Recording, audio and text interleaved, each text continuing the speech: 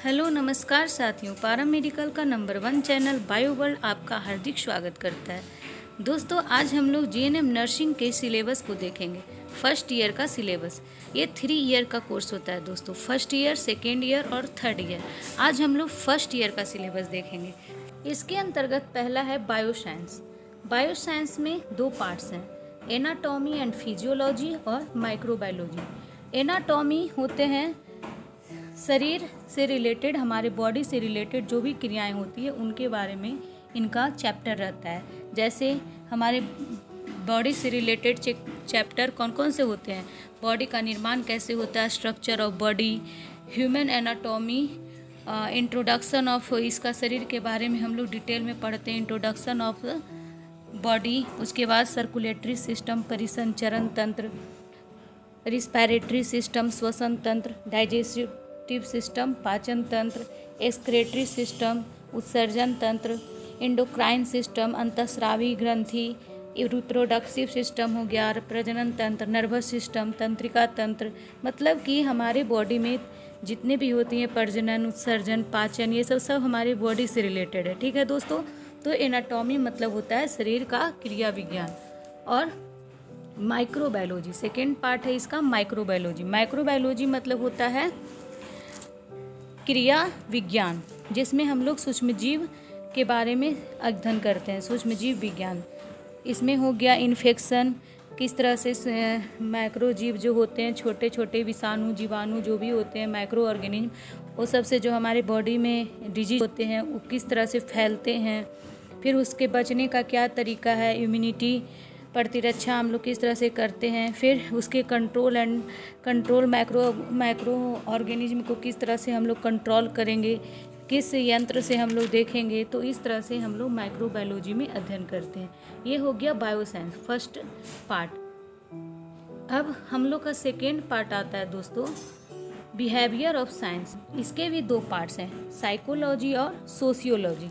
Psychology होता है मनोविज्ञान और सोशियोलॉजी होता है सामाजिक विज्ञान। साइकोलॉजी में हम लोग अध्ययन करते हैं हमारे, जैसे कि हमारे सोचने समझने की क्षमता है, समाज के प्रति हमारा क्या उद्देश्य रहना चाहिए, हम अपने मन को मनोवैज्ञानिक रूप से किस तरह से स्वस्थ रख सकते हैं, हेल्दी रख सकते हैं कि बॉडी हमारा जो है, नर्स का सिलेबस क्या है, हेल्थ से रिलेटेड है। हम लोग हेल्थ पे काम करते हैं, सबको जो भी सिक पीपल होते हैं उसको हम लोग सेवा दे करके उसका केयर करते हैं, क्योर करते हैं, ट्रीटमेंट करते हैं। उसके बाद फिर वो उसको अच्छे रूप से हम लोग स्वस्थ करते हैं, फिजिकल रूप से भी स्वस्थ और साइकोलॉजिकल मनोवैज्ञानिक रूप से भी उसको स्वस्थ करते हैं। तो मनोविज्ञान में हम लोग अध्ययन करते हैं। इसका चैप्टर भी हम कुछ बता देते हैं, जैसे इसमें हम लोग अध्ययन करते हैं इसका definition, scope of psychology, importance क्या है साइकोलॉजी का, फिर बिहेवियरल प्रोसेस एडजस्टमेंट, किस तरह से एडजस्ट हम लोग अपने, किस तरह से उसके बारे में अध्ययन करेंगे कि हम मनोवैज्ञानिक रूप से किस तरह स्वस्थ रह सकते हैं। Nature of frustration, measure of overcome frustration, मतलब कि फ्रस्ट्रेशन से किस तरह से बाहर आ सकते हैं। इस तरह से हम लोग इसका importance, emotions in health and disease, emotional situation, control of emotion, जो भी हमारे मनोवैज्ञानिक क्रियाएं होती हैं, इमोशनल हेल्थ, ये सब से रिलेटेड उसके बारे में अध्ययन करते हैं। अब है सोशियोलॉजी। सोशियोलॉजी में हम लोग समाज के बारे में अध्ययन करते हैं, समाजशास्त्र। इसके कॉन्सेप्ट को पढ़ते हैं, इसके इंडिविजुअल पार्ट को पढ़ते हैं। जैसे समाज में फैमिली से रिलेटेड, फैमिली के अंतर्गत जो भी हेल्थ प्रॉब्लम आती है उससे रिलेटेड हम लोग पढ़ते हैं। सोसाइटी से रिलेटेड, कम्युनिटी से रिलेटेड, ये सब चीज़ हम लोग साइकोलॉजी और सोशियोलॉजी में पढ़ते हैं। अब है नर्सिंग फाउंडेशन। नर्सिंग फाउंडेशन में दोस्तों हम लोग मेंटल ऑफ नर्सिंग, मतलब नर्स क्या होती है, नर्स के क्या काम होते हैं, हॉस्पिटल क्या है, हॉस्पिटल कितने प्रकार के होते हैं।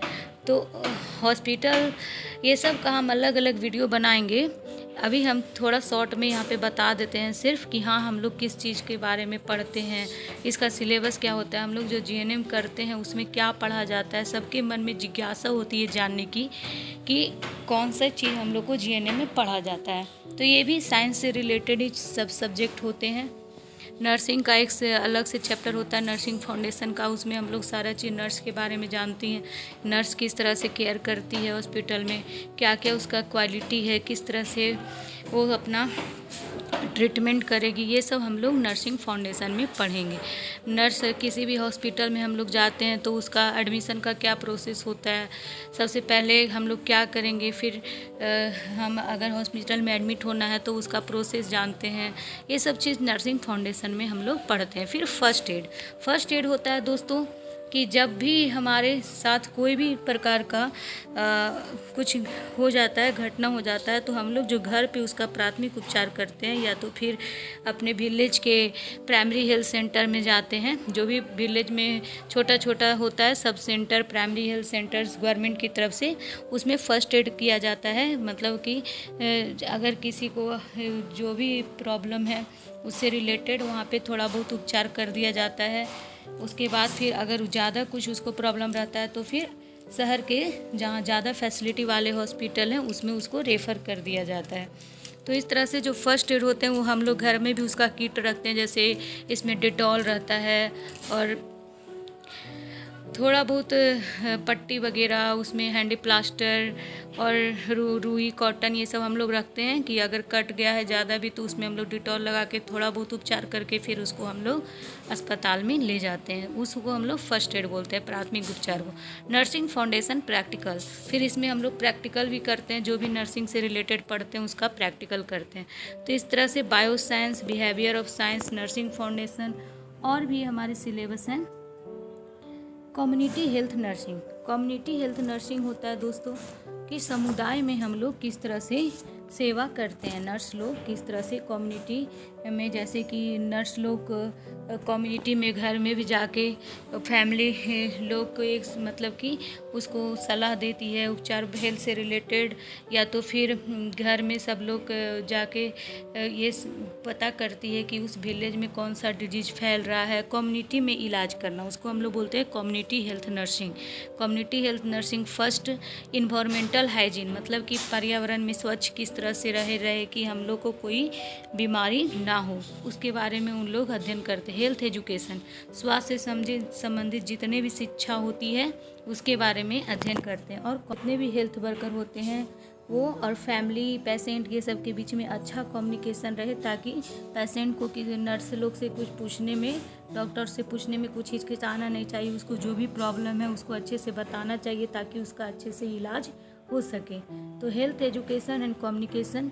हेल्थ एजुकेशन मतलब हमारे अगर कुछ प्रॉब्लम है तो हम लोग उससे किस तरह से मेडिसिन खाना है और हम लोग क्या उपाय करें जिससे कि इस डिजीज़ से बच सके, उससे संबंधित एजुकेशन देती है नर्स लोग। और कम्युनिकेशन मतलब कि सब जो भी हमारा प्रॉब्लम है उसका अच्छे से हम उससे एडवाइज ले सकते हैं नर्स से, डॉक्टर से।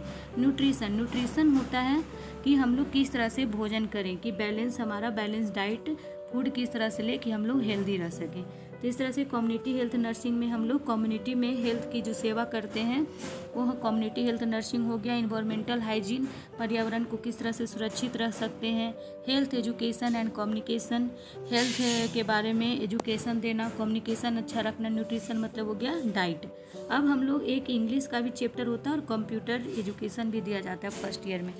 मतलब कि आजकल के जो जितने भी हॉस्पिटल है सब में कंप्यूटर से रसीद कटता है, ये सब तो वो सब भी सीखना हम लोग को रहता है। तो इसलिए कंप्यूटर एजुकेशन इंग्लिश भी रखा गया फर्स्ट ईयर। तो ये सब सारे फर्स्ट ईयर के सिलेबस थे दोस्तों, ठीक है। आपको कैसी लगी इसका सिलेबस हमें कमेंट सेक्शन में ज़रूर बताइएगा।